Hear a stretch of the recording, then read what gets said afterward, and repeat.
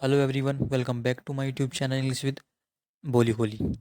So guys, ये वाला video बहुत ही यूज़फुल होने वाला है। यदि आप अपनी इंग्लिश को इम्प्रूव करना चाहते हैं तो गाइज इस तरह के वीडियो आपके लिए बहुत ही यूज़फुल होते हैं, क्योंकि इसके अंदर आपको इंग्लिश को इम्प्रूव करने का मौका मिलता है। क्योंकि यहाँ पे आपको मूवी सबटाइटल कोई भी सीरीज शो के जरिए आपको इंग्लिश इम्प्रूव करते हैं।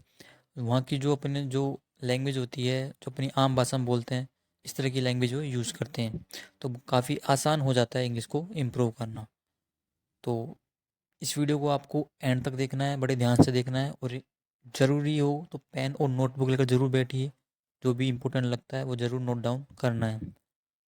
ओके गाइस, तो बिना देरी के शुरू करते हैं आज का ये वीडियो। सो गाइस, देखिए फर्स्ट सेंटेंस क्या है। जब मैं अपने किसी केस के लिए करनाल जाता हूँ। जब, व्हेन आई गो मतलब मैं जाता हूँ। टू करनाल, कहीं पे जाने के लिए अपन टू का यूज़ करते हैं पहले। तो when I go to Karnal, लेकिन होम से पहले अपन टू का यूज़ नहीं करते। ओके, ये ध्यान रखना। तो when I go to Karnal for one of my cases. One of my cases मतलब जो भी केस होते हैं उनमें से एक केस। ठीक है, वन ऑफ माई केसेस, या किसी केस के लिए आप इस तरह बोल सकते हैं। तो when I go to Karnal for one of my cases, जब मैं अपने किसी केस के लिए करनाल जाता हूँ। Okay, when I go to Karnal for one of my cases, तो वहाँ के लोग मुझे बगीचे में एक स्पेशल आउट हाउस में रखते हैं। Okay, the people there, the people मतलब लोग, द पीपल देयर मतलब वहाँ के लोग। Put me up, put up मतलब रखना हो गया। तो पुट मी अप मुझे रखते हैं in a special out house in the garden. Okay, the people there put me up in a special out house. Outhouse का मतलब होता है घर के बाहर एक छोटा सा घर, मतलब मुख्य घर है उसके बाहर भी छोटा सा एक घर। ओके, कमरा मान लो, ठीक है, छोटा सा। तो the people there put me up in a special out house in the garden, तो वहाँ के लोग मुझे कमरे, बगीचे में एक स्पेशल आउट हाउस में रखते हैं। Got it. वो नौकरों के क्वार्टर है, तुम मूर्ख हो। 2000 सर्वेंट्स क्वार्टर्स। क्वार्टर्स का मतलब एक तरीके से आवास होता है, निवास होता है। ओके, तो कहने का मतलब कि दोज आर सर्वेंट्स क्वार्टर्स, कि वो नौकरों के क्वार्टर हैं। You idiot. ओके, तो मूर्ख को। Okay, 2000 servants quarters. ओके, तो आप इस अदालत के बार एसोसिएशन के अध्यक्ष हैं। तो you are the president of the bar association of this court. Okay, क्या कह रही है कि यू आर द प्रेसिडेंट, कि आप अध्यक्ष हैं किसके, ऑफ द बार एसोसिएशन। देखिए गाइस, बार का मतलब आप जानते हैं, तो एक छड़, रोड, इसको बार बोलते हैं, उसको भी अपन बार बोलते हैं। और एक शराब खाना, उसको भी बार बोलते हैं। और एक वकील संघ, वकीलों के संघ होता है, उसको भी अपन बार बोलते हैं। ओके, तो बार एसोसिएशन मतलब वकील परिषद हो गया। ओके, ऑफ दिस कोर्ट, तो इस कोर्ट के आप वकील परिषद के अध्यक्ष हैं। ओके, तो so you are the president of the bar association of this court. Okay, समझ गए, बार एसोसिएशन मतलब वकील के लिए यहाँ पे यूज किया गया, मतलब वकील परिषद हो गया। ओके, वकील परिषद। ओके, अब देखिए, देखो तुम नहीं जा सकती, look you can't just walk in. ठीक है, व्यक्ति बोलता है you can't just walk in. Walk in का मतलब होता है गाइज, एक तो बिना अपॉइंटमेंट के आप मिलने जाना। ओके, बिना अपॉइंटमेंट के, बिना कोई भेंट के, नियोजित भेंट के जाने वाला। ओके, तो you can't just walk in, तुम नहीं जा सकती। ओके, तो यहाँ पे वॉक इन का मतलब आप समझ गए, बिना अपॉइंटमेंट के मिलना। ओके, तो you can't just walk in. Please आप थोड़ी देर बाद वापस आइए। Please come back a little letter. Please come back मतलब वापस आइए, अ लिटिल लेटर मतलब थोड़ी देर बाद, अ लिटिल लेटर थोड़ी देर बाद। ठीक है, सुन लिया, हर्ड दैट। ठीक है, अब जो व्यक्ति था वो, जो उसके पीछे पीछे आता है, ठीक है, तो वो बोलता है सुन लिया, हर्ड दैट, लेट्स गो, चलो अब। Okay, let's go. ओके, तो इसमें 3 सेंटेंस समझना। Please come back a little letter, please आप थोड़ी देर बाद वापस आना, आइए। हर्ड दैट, हर्ड यहाँ पे थर्ड फॉर्म है, ठीक है, सेकंड फॉर्म है सुन लिया। ओके, सेकंड फॉर्म है हर्ड दैट मतलब सुन लिया, लेट्स गो, चलो अब। Got it. आज मैं जो यहाँ मामला उठा रही हूँ वह अत्यंत महत्वपूर्ण है। The matter I reach here today is of pivotal importance. The matter मतलब जो मामला, the matter I reach here, reach मतलब उठाना। ओके, जो मैं मैटर यहाँ उठाती हूँ या उठा रही हूँ, here today is of pivotal मतलब होता है अत्यंत, ओके, केंद्रीय भी होता है। ओके, तो इम्पोर्टेंस महत्व है, ओके, महत्वपूर्ण हो गया एक तरह से मानो। The matter I reach here today is of pivotal importance, जो अत्यंत महत्वपूर्ण है। ओके, सर मैं इस बार की सम्मानित सदस्य हूँ। Sir I am an esteemed member of this bar. एक वर्ड आया एस्टीम्ड, मतलब होता है सम्मानित, ओके, रिस्पेक्टेड। तो I am an esteemed member of this bar, bar का मतलब मैंने आपको बताया एक वकील परिषद मानो। तो sir I am an esteemed member of this bar, मैं इस बार की सम्मानित सदस्य हूँ। ओके, तो वर्ड ध्यान रखना, एस्टीम्ड कहीं दिखे मतलब रिस्पेक्टेड, सम्मानित। फिर भी मुझे हर तरह के बेहद ख़राब भेदभाव का सामना करना पड़ता है, सामना करती हूँ। यट, फिर भी, वोट आई फेस, जो मैं फेस करती हूँ। अब वोट को सीधा इससे जोड़ना है, तो what is egregious discrimination of all sorts. Egregious मतलब होता है एडजेक्टिव होता है, इसका मतलब होता है प्रबल, पक्का। ठीक है, तो इग्रिजियस डिस्क्रिमिनेशन मतलब बेहद खराब भेदभाव या घोर भेदभाव। ओके, ऑफ ऑल सॉर्ट्स मतलब हर तरह के जो ये बेहद खराब भेदभाव का सामना मैं करती हूँ। ओके, तो यट, फिर भी, वोट आई फेस, जो मैं फेस करती हूँ। Vote is egregious discrimination of all shorts, जो बहुत खराब भेदभाव है का सामना मैं करती हूँ। ओके, सर मैंने मानवाधिकार में एमफिल किया है। ठीक है, सर आई हैव डन मतलब मैंने किया है। ठीक है, जब भी आप किसी को इंट्रोडक्शन देते हैं, I have done PhD। Okay, I have done graduation from कोई सी कॉलेज से। ओके, तो क्या करिए, I have done my MPhil, MPhil मतलब होता है मास्टर ऑफ फिलोसफी। तो I have done my MPhil in human rights मतलब मानव अधिकार। ओके, तो I have done my MPhil in human rights, मैंने मानव अधिकार में एमफिल किया है। ओके, ठीक। और यहाँ मेरे अधिकारों को काट दिया गया है। And here my rights have been curtailed।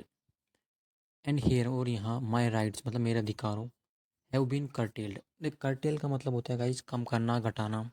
Okay, minimise to mitigate, deduct मतलब इनका मतलब होता है कम करना, घटाना। ओके, सो यहाँ पे देख पैसिव वॉइस का यूज हुआ है, have been plus third form दिखे। ठीक है, तो वहाँ पैसिव वॉइस का यूज है। ओके, तो my rights have been curtailed, मेरे अधिकारों को यहाँ कम कर दिया गया या काट दिया गया है। उन्होंने मुझे पार्किंग में अटका दिया है। They have stuck me in the parking lot. They have stuck मतलब उन्होंने अटका दिया है। They have stuck me in the parking lot, उन्होंने मुझे पार्किंग लॉट में अटका दिया है। ओके, यह तो नियमों का स्पष्ट उल्लंघन है। This is a clear violation of the rules. कहने का मतलब है कि यह तो नियमों का साफ साफ उल्लंघन है। This is a clear, this is a clear violation मतलब उल्लंघन, ऑफ द रूल्स मतलब नियमों का। So this is a clear violation of the rules, ये तो नियमों का स्पष्ट उल्लंघन है। ओके गाइज, देखिए अब क्या बोलता है कि तुमको वहाँ किसने लगाया, हूँ पुट यू ओवर देयर, हूँ पुट यू ओवर देयर, तुमको वहाँ किसने लगाया, तुमको वहाँ किसने रखा, बैठाया। ओके, तो हूँ पुट यू ओवर देयर। ठीक है, सेकंड फॉर्म है पुट की तीनों फॉर्म सेम होती है, तो हूँ पुट यू ओवर देयर। ठीक है, तुमको वहाँ किसने लगाया, किसने रखा। ओवर देयर मतलब होता है वहाँ पर। ओके, तुमको वहाँ पर किसने लगाया, ओके, किसने बैठाया, किसने रखा। Who put you over there. Okay, अब देखिए ये क्या बोलता है कि सर आपको तो यहाँ की स्थिति पता है। Sir you know the situation here. Okay, कि ये बोलता है सर आपको तो यहाँ की स्थिति पता है, क्या परिस्थिति है, तो you know the situation here. Sir you know मतलब आप जानते हैं, द सिचुएशन हेयर यहाँ की सिचुएशन। ओके, तो you know the situation here. मुझे खेद है मैडम, आपको पार्किंग में बैठना पड़ा। ओके, प्रेसिडेंट बोलते हैं कि I am sorry ma'am, I am sorry madam, I am sorry that you had to sit in the parking lot. अब देखिए, you had to sit, had to का यूज कहीं भी आपको दिखे तो इसके दो अर्थ निकलते हैं, या तो कोई भी काम करना पड़ा या पड़ता था। ओके, जैसे मुझे जाना पड़ता था, तो इंग्लिश तो यही बनेगी इसकी, I had to go, I had to go. दो अर्थ निकलेंगे, मुझे जाना पड़ा या जाना पड़ता था। ओके, मुझे खेलना पड़ा, I had to play. Okay, उसे जाना पड़ा, he had to go. Okay, उसे बैठना पड़ा, ही हैड टू सिट। उसे खेलना पड़ा, ही हैड टू प्ले। ठीक है, उसे लेना पड़ा, ही हैड टू टेक। यहाँ पे क्या है, that you had to sit, you had to sit, आपको बैठना पड़ा in the parking lot. Okay, आप क्यों सॉरी बोल रहे हैं, why are you saying sorry. Okay, अभी लॉयर बोलते हैं कि आप क्यों सॉरी बोल रहे हैं, why are you saying sorry, why are you saying sorry. Okay, अब देखिए प्रेसिडेंट क्या बोलते हैं कि आपको तो पार्किंग में भी जगह नहीं मिलनी चाहिए थी। अब देखिए, नहीं मिलनी चाहिए थी, पहले चाहिए थी, ठीक है, इसके लिए अपन यूज़ करते हैं should have plus third form. Okay, तुम्हें यहाँ आना चाहिए था, you should have come here, come यहाँ पे थर्ड फॉर्म है। तुम्हें यहाँ नहीं आना चाहिए था, you shouldn't have come hair. Okay, अब देखिए, आपको पार्किंग में जगह नहीं मिलनी चाहिए थी, पहले इसका अर्थ निकालिए, तो you shouldn't have got a place in the parking area. ठीक है, गेट की थर्ड फॉर्म लग गई गॉट, तो you shouldn't have got a place in the parking area, आपको तो पार्किंग में भी जगह नहीं मिलनी चाहिए थी। ओके, अब यहाँ बी के लिए ईवन का यूज किया है, तो आपको तो पार्किंग में भी जगह नहीं मिलनी चाहिए थी, तो you shouldn't even have got a place in the parking area. Okay, आप कोर्ट परिसर के बाहर एक ऑफिस ले लो, you get an office outside the court campus. You get an office, get का काफ़ी सारे अर्थ होते हैं, यहाँ पे गेट का जो अर्थ निकला है टेक के सेंस में हुआ है, मतलब लेना, तो you get an office outside the court campus. Okay, या फिर you take an office outside the court campus, आप कोर्ट परिसर के बाहर एक ऑफिस ले लो। ओके, तो क्या बताया मैंने, गेट का यूज यहाँ पे टेक के सेंस में हुआ है, तो यू गेट या take an office outside the court campus. लेकिन मेरे जैसे नौसिखिया वकील कहाँ बैठेंगे, but where is beginner lawyer like me going to sit. But where is a beginner, beginner मतलब नौसिखिया जो नए नए होते हैं। ओके, अब कह रही है कि लाइक मी मतलब मेरे जैसे जो बिगनर हैं, तो but where is a beginner lawyer, नया जो लॉयर है, नया वकील है, like me going to sit, वो कहाँ बैठेगा। ओके, यहाँ पे कहाँ बैठेगा होगा, ठीक है, क्योंकि यहाँ पे ए बिगनर का यूज हुआ है, मतलब सिंगुलर है। Okay, but where is a beginner lawyer like me going to sit, वो कहाँ बैठेगा, ये कहाँ बैठने वाला है वो।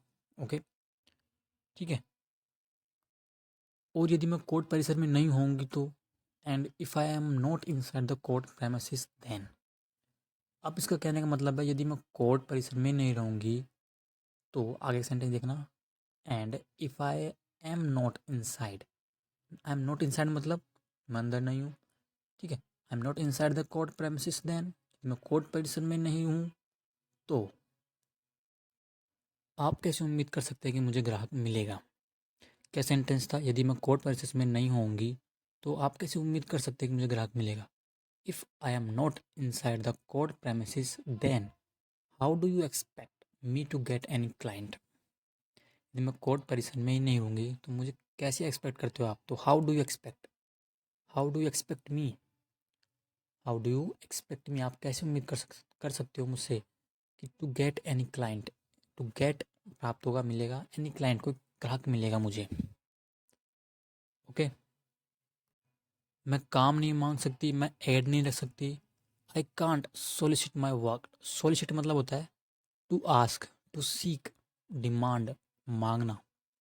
ओके, तो I can't solicit my work, यदि मैं बाहर बैठूंगी मैं कैसे काम मांग सकती हूँ। ओके, कोर्ट प्रेमिसेस के बाहर ही बैठेगी, ठीक है, तो I can't solicit my work, मैं मेरा काम नहीं मांग सकती, मैं ऐड नहीं रख सकती, आई कांट पुट एड्स, मैं ऐड नहीं रख सकती।